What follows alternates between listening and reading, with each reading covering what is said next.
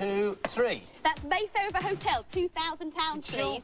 Hello, on Bad Influence today, how board games like Monopoly are being given a digital dimension. Can I give you my get-out-of-jail-free card? No, cash only. All right, then. Our main review this week is Asterix on the SNES. One more. And as the Virtual Geographic League celebrates its 100th year birthday, I'll be following in the footsteps of Alexander Graham Bell and translocating to Solaris 7. But first, meet Mark Nyman, the world Scrabble champion. Hello. Hi. Welcome to Bad Influence. Thank you. We're going to set you a challenge now. This Right. is the Amiga Scrabble programme. Yeah. Do you feel confident? I feel pretty good, yeah. I've actually had a couple of games in rehearsal with it, and it's one game all at the moment, so this is the final one. OK. Off you go, then, and we'll see how you get on at the end of the show. Thanks very much. Ertler, yes. Fertler, hey! Hello, Scrotty Fertlers, or should that be Scrotty Scrabblers? Here's a few useful Scrabble words. Number 1, ruritate, which means to really irritate someone by rubbing them on their head. Number 2, blob wig, which is a person you just can't resist ruritating every time you see them. And then, of course, there's BQAS, which is a cheat for Desert Strike on the Amiga. Simply type it in on the password screen, then play the game. Then, when you run out of ammo, just press F10 once, and you'll get all your weapons back, and you'll be impervious to all rocket, bullet, and missile attacks. Like so. Oh, I almost forgot my favourite Scrabble word ever. You get rid of 2 Q's, 2 Z's, and 3 W's. Kazow. And it's the sound a keyboard makes when it smashes you in the face. Ow! It's true, you know, it's true. Have a look at this. The new Amiga CD32, the first 32-bit console to be launched in this country. Software, well, there's not very much of it around at the moment. There are only 4 games available, but more are promised by Christmas, 80 in fact. Honest. Now, when you buy the console, you get all the usual bits and pieces, you get your mains adapter, etc., and you get this rather strange-shaped controller. Why it's this shape, I've no idea. It doesn't seem to improve playability. In fact, it's just a nuisance. You also get 2 games. You get a game called Oscar and this one, Diggers, which is, well, it takes ages to get going, and then it's really slow, and it's sort of like Lemmings, but it's nowhere near as much fun. But amazing 32-bit games are coming, they promise us. This is called Rise of the Robots, a futuristic beat-em-up that makes full use of the machine's huge palette of over 16 million colours. And, like any CD system, it makes full use of CD-quality sound and CD-quality music. And as we've said so many times on this programme before, you get a better value of game for your money on CD than you do from a floppy or a cartridge. And that's because, of course, a CD can hold so much more information. This, I'm sure you'll recognise as James Pond Robocod. But on the CD32, this game has an amazing 140 levels. I only hope they've included level codes. The comic book character Asterix is pretty popular. He sold over 20 million books, has starred in his own series of animated films, and has even got his own theme park in France. Now he's starring in his own SNES game. The year is 50 BC. Obelix has been captured by the invading Roman army, so Asterix, with a little help from the canine dogmatics, has to go and get him back. Here's Adam in ancient Gaul. This is a kind of run-of-the-mill platform game that all the companies have been coming out with for quite a while. There's not a lot to it. All you're doing is picking up objects and smacking things. But there's a lot of levels, so you can keep going for ages. You've got a pretty typical sequence here, lots of jumping around. If you look at the bottom of the screen here, Dogmatic bites the soldier, stopping him from attacking me, which is useful. As you can see here, there's a lot of jumping. That potion there makes it temporarily invincible, so you can charge through the enemy and smack them up without having to take any damage. That's another useful point. Unfortunately, you just get bored by the game. There's just all this jumping around and there's nothing to do. I mean, you just jump in here between clouds. What's the point? Here, you have to jump on the boss back to avoid being damaged by the hedge. These coins here, when you have 100 of them, will give you an extra life. A rip-off move off Mario, which the game is desperately trying to be, but doesn't cut it at all.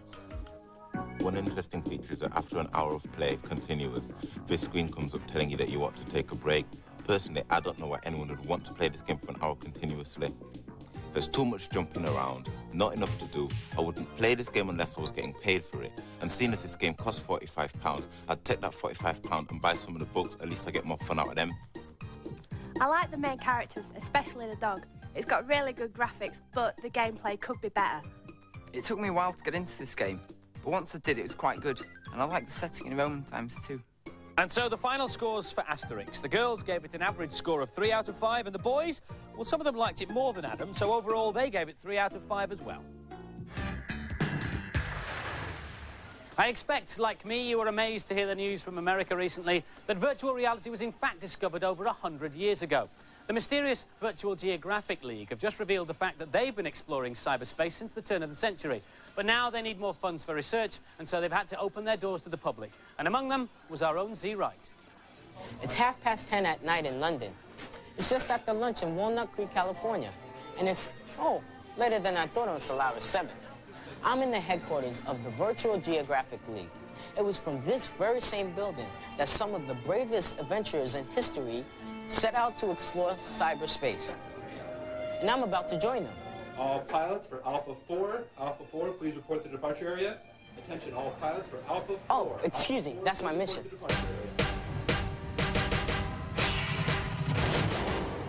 I've been translocated to the desert planet Solaris 7, and I'm in a 30-foot-tall battle mech.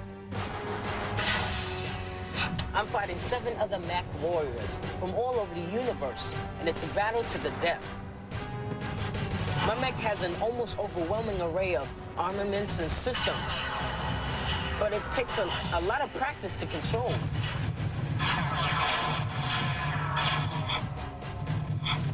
Get you next time. After returning to Earth and the decontamination procedures, VGL pilots love to gather around the debriefing monitors and compare notes on tactics. But I have a more important task, to discover more about the history of the Virtual Geographic League from board member Tim Disney. Most of the history of the Virtual Geographic League remains shrouded in mystery, but we do know a few things, primarily that it was founded in 1895 by Alexander Graham Bell and Nikola Tesla with the goal of discovering and exploring other universes. Isn't it dangerous? Well, there have been a few incidents in the history of the League. The containment bay, you'll notice, it's a heavily reinforced structure. That's for a reason. There have been a few episodes of unwanted hitchhikers making the journey back to Earth and some resulting mayhem.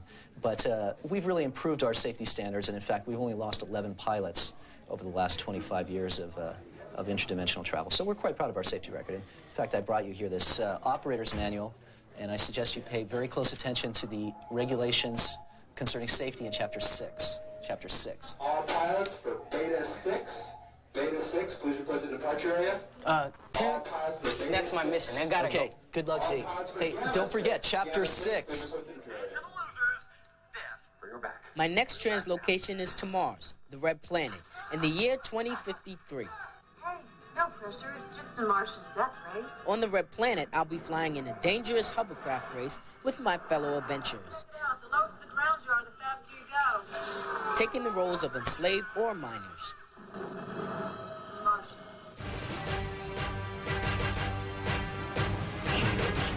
Central to unidentified pilots. Cease and desist. This use of the vehicle is not authorized. My task is to beat the other players and race to freedom by any means I can. I can crash into them or find my solid rocket boosters so I can get a speed advantage. Uh-oh, I'm about to crash. Oh, lightly damaged, huh? Oh, man. Just blew up. Now I'm in 3rd place. The other crafts are being controlled by real players, so every adventure is different. Hey, I did pretty good. This is my pilot log sheet. It tells me how many points I got, who I collided with, and how many violations I notched up. Oh well, back to reality.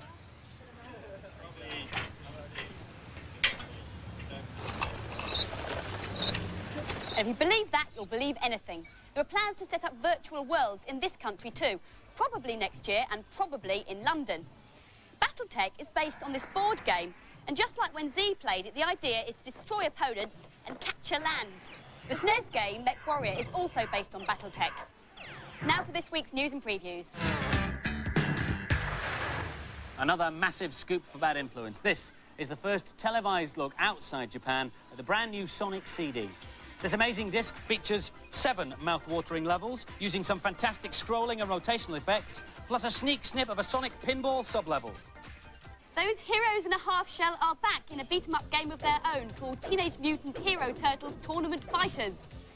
Leonardo and the gang are all available for the beat-em-up action, as well as 6 baddies like Shredder and a mutant shark called Armagon.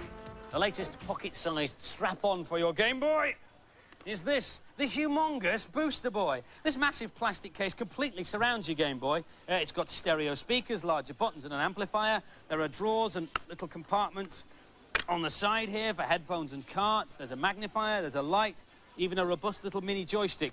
You can prolong the life of your Game Boy with the extra backup battery compartments in the bottom, and there's a mains adapter as well. Are your trainers looking dull and lifeless? Have they got that just got them from the shop look? Well, take it from me, you are seriously uncool, and you need help from the Trainer Care Lab. Here at the Trainer Care Lab, we use the very latest technology to coolify shoe wear.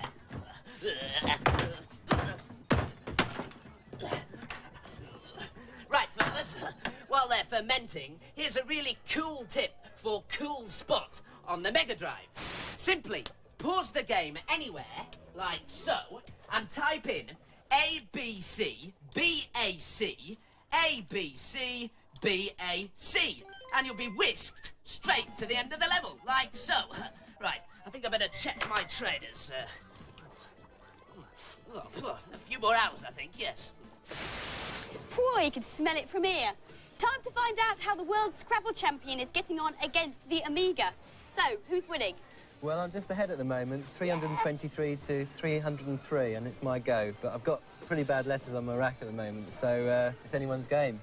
So how do you find this computer version of Scrabble? It's very tough. I'm playing on the highest level. There's 12 different levels, and half wishing I'd played on a lower level. Right, I'll let you get on with it now, then. Thanks very much. Andy? It's not just Scrabble that's enjoying the digital treatment. Lots of other family favourites are enjoying a new lease of life as toy companies convert their bestsellers to video format, coincidentally just in time for Christmas. This is Monopoly on the PC. Now, at first glance, it may look about as useful as a chocolate fire guide, but think about it. There are advantages to binning the cardboard in favour of the computer. There are... Well, for example, you don't have to argue with the computer about who gets to be the top hat, do you? Anyway, you can play against up to 7 other computerised characters. They've all got their own quirky little personality traits. Some of them are quite bright, and some of them are quite thick. And you can save the game so that you don't have to pack up the board like you do normally. And well, that's it, really. This is Mahjong. In this particular version of the game, the basic idea is to get rid of all the tiles by matching them up, like that's a pair. Before each game, you have to sort out the tiles and lay them out in different ways. There are loads of different ways to do this, and it takes ages. That is not a problem, however, on the SNES version of the game, which is called Shanghai 2. This is a basic pattern. Now, I'm just getting rid of the tiles by exactly the same principle. I'm finding a tile which has got 2 bare edges next to each other, clicking them on them with the joypad, and they're disappearing. And then I think I'm going to be stuck for a bit. Even old favourites like battleships have been given the full treatment. In this, the CDI version of battleships, they've tried to spice it up a little bit by putting actual sea warfare footage in the bottom left-hand corner of the screen there, which depicts what's going on, whether it's a hit or a miss, or whether the ship's sunk and so on. Hits are red, misses are white. If you sink all his ships before he sinks all yours, you've won, or vice versa. And apart from that, it's just like the game I played at school. Check. And of course, there's chess, which was the first board game ever to get computerised. It's only recently that the software has begun to appeal to anyone who's less than a grandmaster. This is Battle Chess 4000. The board is a battlefield with 32 digitised clay models acting as the pieces. Pawns trade blows with castles, and queens bash bishops to bits. And this is the manic National Lampoon chess. The crazy characters have been brought to life from digitised footage of real actors. They have raging animated battles and are pestered by the Grandmaster, who sends down all manner of weird creatures to plague them. It's more interesting than watching Short and Kasparov. But for all the technical jiggery-pokery of the computer games, for me, there's nothing better than actually arguing with Violet about whether she owes me money for the rent on Piccadilly. You do! I do you not! Do. I don't! And now for some more games reviews.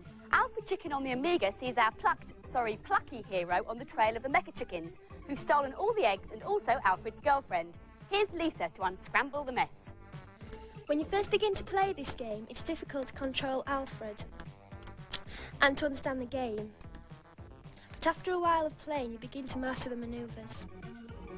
This is level 3, wood. You can tell from the pieces of wood about nails and bits of leaves. I'm now going through a secret entrance into a room where there's a flower. Now if I collect this telephone, she will give me a special weapon. which is in shape of jam, I can now fire and collect these objects for points.